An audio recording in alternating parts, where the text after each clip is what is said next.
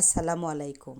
দেখেন আমি কড়াইয়ে কিছু তেল দিয়েছি, তারপর দুইটা রুই মাছের ফেসা আমি ভালো করে লবণ হলুদ মরিচ দিয়ে মেখে লাল লাল করে ভেজে নেব এবং মচমচা করে ভেজে তুলে নিব। নিয়ে একটু ঠান্ডা হওয়ার পরে বাটিতে নিয়ে আমি ওই কাঁটাগুলো আস্তে আস্তে করে বেছে ফেলবো দুই হাতের সাহায্যে। একটা কাটাও থাকবে না, আবার বলা যায় না। তারপরে আমি আস্তে করে আঁচ দিয়ে একটু বেশি করে পেঁয়াজ ব্রাউন কালার করে ভেজে নেব, তার সাথে শুকনো মরিচ নিয়ে একখান্তি রেখে দিয়েছি দেখেন। তারপরে আমি কিছু লবণ দিয়ে এই মরিচগুলো আমি এক হাতের সাহায্যে গুঁড়ো করে নেব, নিয়ে ওর সাথে মিক্সড করব এই ব্রাউন কালার পেঁয়াজ ভাজিগুলো দিয়ে আমি ডলে আজকে রুই মাছের ন্যাস ভর্তা করব। বেছে নিয়েছি অনেক ভালো করে এবং ডলে ডলে ভর্তা করব, মচমচা করে ভেজেছি তো এই জন্য। তার থেকে ওপর থেকে দিয়ে দিব কাঁচা সরিষের তেল।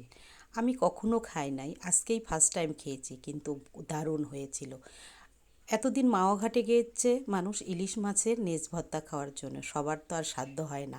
আমি আজকে বাড়িতেই রুই মাছের ফেঁচো দিয়ে ভর্তা করলাম, দারুণ হয়েছে। একবার হলে আপনারা খেয়ে দেখেন, ভালো লাগলে প্লিজ আমাকে একটু সাবস্ক্রাইব করেন, লাইক করেন।